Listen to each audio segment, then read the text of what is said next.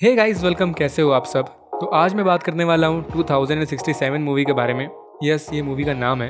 ये अभी 2 अक्टूबर 2020 को रिलीज हुई है और ये एक साईफाई जॉनर की कैटेगरी में आती है। और पहले रिव्यू की बात करें तो साईफाई फैंस के लिए हाईली रिकमेंडेड है ये मूवी। मुझे पर्सनली काफी पसंद आई, बट इसके रिव्यू काफी मिले जुले आ रहे हैं। कोई इसको 1 स्टार दे रहा है तो कोई 10 आउट ऑफ 10। ये सबके टेस्ट की बात होती है। सो मूवी पे आते हैं तो इसके टाइटल से ही पता चल रहा होगा, मूवी फ्यूचरिस्टिक है।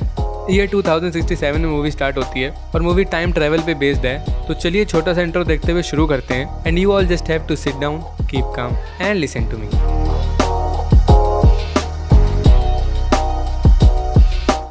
सो मूवी में सबसे पहले दिखाया जाता है कि ईयर 2055 चल रहा होता है और दुनिया की लगी पड़ी है और एक एक करके सारी कंट्रीज खत्म हो जाती हैं। सिर्फ त्रिवेदी बचता है, मतलब ऑस्ट्रेलिया बचता है। और ह्यूमन काइंड के लिए सबसे बड़ी प्रॉब्लम ऑक्सीजन होती है। दुनिया की हालत इतनी खराब हो चुकी होती है कि ऑक्सीजन पूरी तरह से खत्म हो चुकी होती है, एकदम गायब। इसलिए सब मर रहे होते हैं और सरवाइव करने के लिए सबको एक कंपनी जिसका नेम होता है क्रोनिकॉर्प, इसके द्वारा बनाई गई आर्टिफिशियल ऑक्सीजन का यूज करना पड़ रहा होता है। और ऑब्वियसली गरीब लोग ये ऑक्सीजन अफोर्ड नहीं कर पा रहे होते हैं, इसीलिए ऑक्सीजन के लिए क्राइम रेट काफी बढ़ गया होता है। और फिर क्रोनिकॉर्प कंपनी को रियलाइज होता है कि वो इतनी आर्टिफिशियल ऑक्सीजन नहीं बना पाएंगे कि हर एक इंसान को बचाया जा सके। इसलिए डॉक्टर रिचर्ड वाइट और अदर साइंटिस्ट को हायर करते हैं जो कि एक मशीन बनाते हैं और ट्राई करते हैं कि फ्यूचर में किसी से कांटेक्ट कर पाए अगर कोई जिंदा बचा हो और वो हमें बता पाए कि उन्होंने इस ऑक्सीजन पेंडेमिक को कैसे सरवाइव किया। और ये लोग सक्सेसफुल भी हो जाते हैं। ये 2474 से इनको रेडियो वेव्स के थ्रू एक मैसेज आता है, बट मैसेज में लिखा होता है सेंड ईथन वाइट। सब कंफ्यूज हो जाते हैं कि आखिर ये ईथन वाइट कौन है और 400 साल बाद वाले बंदे को, फ्यूचर वाले बंदे को इस इंसान से क्या चाहिए।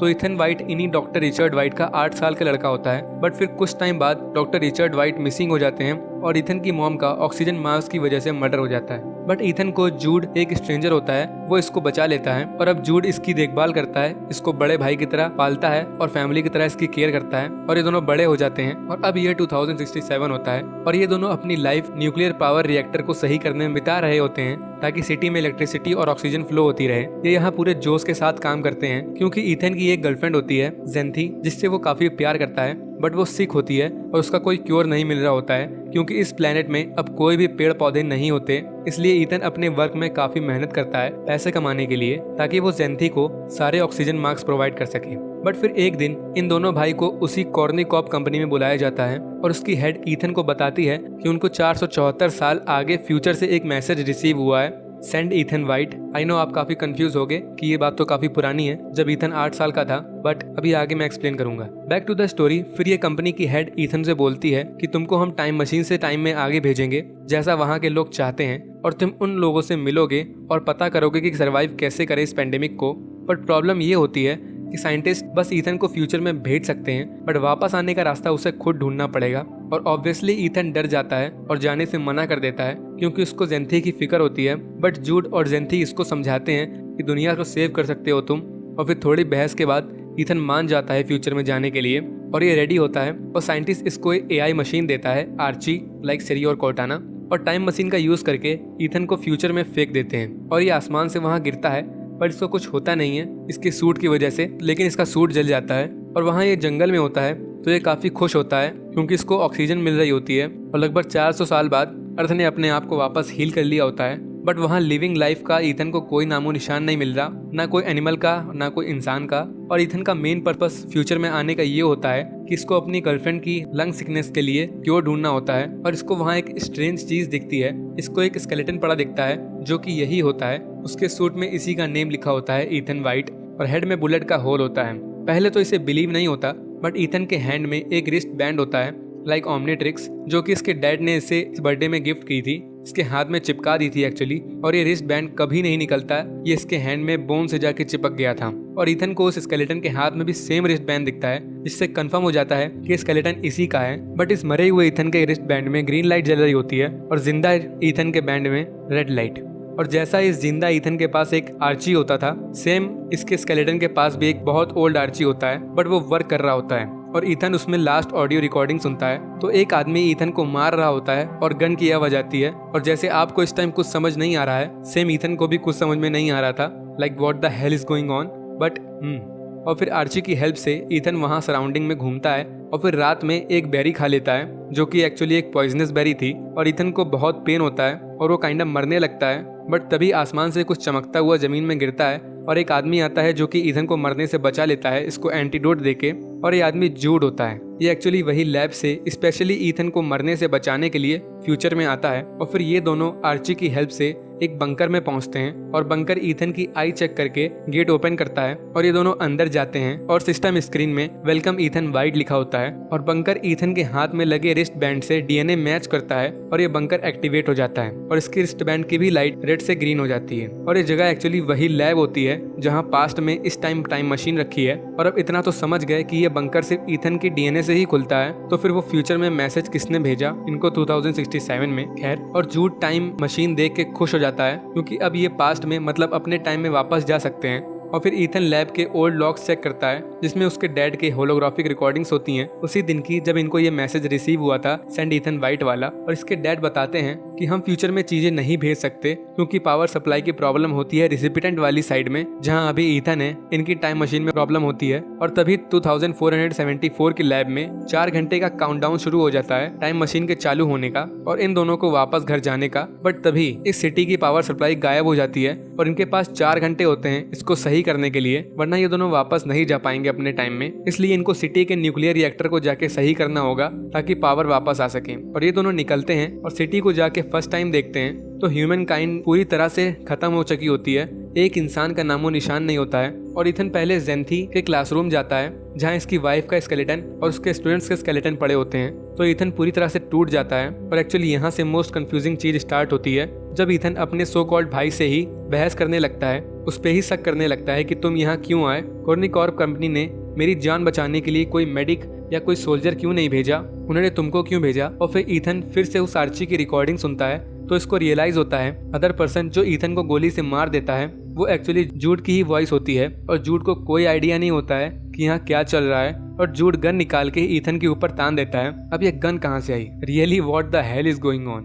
बट जूड ईथन से बोलता है कि वो गन तुमको मारने के लिए नहीं बल्कि तुम्हारी प्रोटेक्शन के लिए यहाँ लाया है। और वो बोलता है कि हम दोनों ब्रदर्स हैं जब से तुम्हारे पेरेंट्स मर गए। तो ईथन कन्विंस हो जाता है और फिर ये दोनों वापस अपने टारगेट पे फोकस करते हैं और पावर सेंटर की तरफ जाते हैं और थोड़ी प्रॉब्लम्स के बाद पावर सप्लाई सही कर देते हैं। और वापस आने के बाद इन दोनों भाई में फिर बहस होने लगती है क्योंकि ईथन को एक ही चीज खटक रही होती है कि उसकी बॉडी, डेड बॉडी अभी तक यहाँ क्यों है। ईथन को ऐसा लग रहा होता है कि ये फेट है और इसका मरना तय है जूड के हाथों। बट जूड का स्टिल यही कहना होता है कि तुम पॉइजन से मर ही गए थे बट मैंने तुम्हें आके बचाया, तो फेट को धोखा दे चुके हैं हम। लेकिन ईथन का कहना होता है कि अगर फेट को धोखा दे चुके हैं हम तो उसकी डेड बॉडी को यहाँ से गायब हो जाना चाहिए। मतलब हम सब जो कर रहे हैं वो ये मरा हुआ ईथन कर चुका है और एट लास्ट में मैं भी मर जाऊंगा और ह्यूमन काइंड भी खत्म हो जाएगी क्योंकि इन दोनों को यहाँ कोई इंसान नहीं दिखा था और उस इंसान का भी पता नहीं चला था इनको जिसने सेंड ईथन वाइट का मैसेज पास्ट में भेजा था।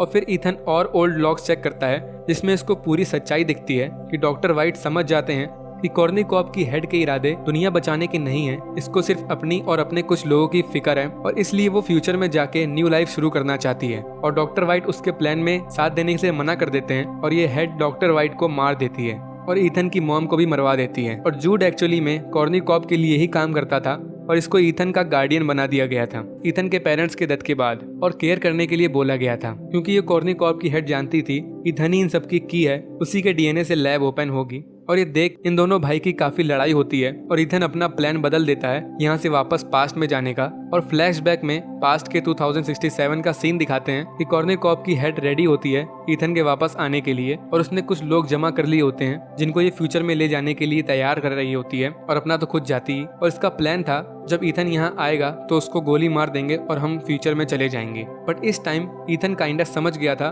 कि अगर ये वापस गया तो वो लोग मुझे मार देंगे। बट जूड का कहना होता है वापस चलो और अब जूड ईथन पे गन तान देता है, को मारना ही वाला होता है क्योंकि वो प्लान के हिसाब से नहीं चल रहा होता। बट ईथन जूड के लिए सच में छोटे भाई जैसा होता है और ईथन बोलता है कि हम दुनिया बदल सकते हैं, इसलिए जूड अपने आप को रोकने के लिए अपना ही भेजा उड़ा देता है ताकि वो ईथन को कुछ ना कर सके। और ईथन जाके स्क्रीन पे वही मैसेज टाइप करता है, सेंड ईथन वाइट। जी हाँ, जिस आदमी को ये ढूंढ रहा था जिसने ये मैसेज भेजा होता है वो एक्चुअली यही होता है, इसी ने पास्ट में वो मैसेज भेजा था।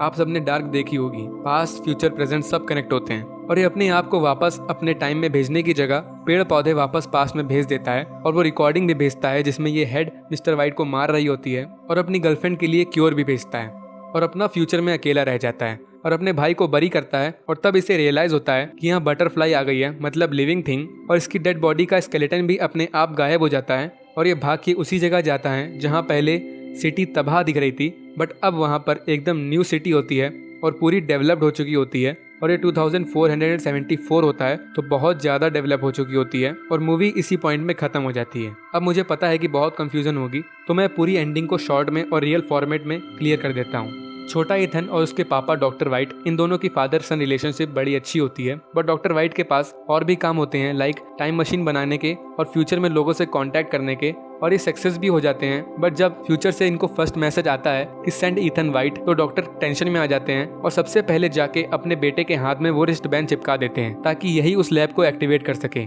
और फिर इसकी फैमिली को मार देते हैं कॉर्निकॉप कंपनी वाले, क्योंकि मिस्टर वाइट उनके साथ काम करने से मना कर देते हैं। और इथन अब इस कंपनी के लिए सबसे ज्यादा इंपॉर्टेंट होता है, इसलिए जूड को ये लोग इथन की परवरिश के लिए असाइन करते हैं और वो इसको सेफ रखता है। और फिर जब वो बड़ा हो जाता है तो उसे टाइम मशीन से फिर फ्यूचर में 474 साल बाद भेजा जाता है ताकि वो इनकी हेल्प कर दे। बट एट लास्ट इथन को समझ आ जाता है कि कॉर्निकॉप के रियल इरादे कुछ और हैं और इथन को प्लान के हिसाब से वापस आना होता है पास्ट में, बट ये नहीं जाता और जूड अपने आप को इथन को मारने से रोकने के लिए खुद की जान ले लेता है। और अब बात आती है कि इथन का स्केलेटन वहाँ क्यों था और वो कहाँ गायब हो गया। तो मेरी थ्योरी के हिसाब से कि उस कॉर्निकॉप की हेड ने बोला था कि जब इथन टाइम मशीन से इस टाइम में वापस आए तो उसको शूट कर देना और यहीं छोड़ देना और हम सब फ्यूचर में न्यू लाइफ स्टार्ट करने चले जाएंगे। तो एक अल्टरनेट रियलिटी के बारे में सोचो कि अगर इथन प्लान के हिसाब से पास्ट में यानी 2067 में वापस आ जाता तो ये लोग सबसे पहले उसको शूट कर देते और यहाँ छोड़ देते। तो ऐसा ही हुआ था, एक फ्यूचर वाला इथन पास्ट में चला गया था और उसको शूट करने के बाद इन लोगों ने यहीं छोड़ दिया था, इसलिए उसका स्केलेटन यहीं पड़ा था 400 साल बाद भी, क्योंकि मूवी में कहीं भी ये कंफर्म नहीं किया गया है कि जूड ने ही इथन को मारा था।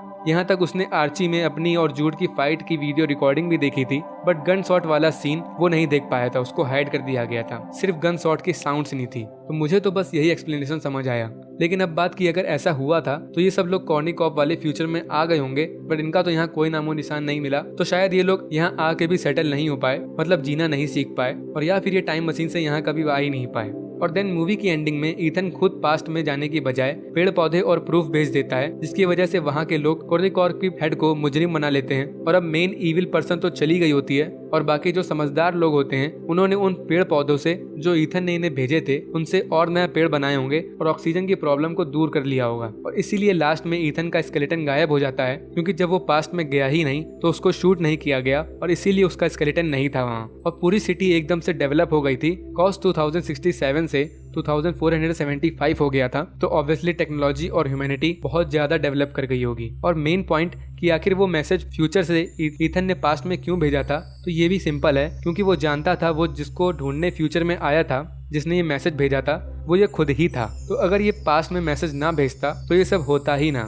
जो अभी ये हो रहा है। और पास्ट प्रेजेंट फ्यूचर सब कनेक्ट होते हैं तो कोई और ही अल्टरनेट रियलिटी क्रिएट हो जाती, इसीलिए इसको वो मैसेज भेजना ही पड़ा। फाइनली खत्म। सो गाइस, आई होप कि आपको सब समझ आ गया होगा। कमेंट करके बताना कैसी वीडियो लगी, एंड इस वीडियो के लिए इतना ही। पसंद आई तो लाइक कर देना एंड शेयर कर देना, एंड सपोर्ट के लिए प्लीज सब्सक्राइब कर देना। सो सी यू सून, बाय बाय।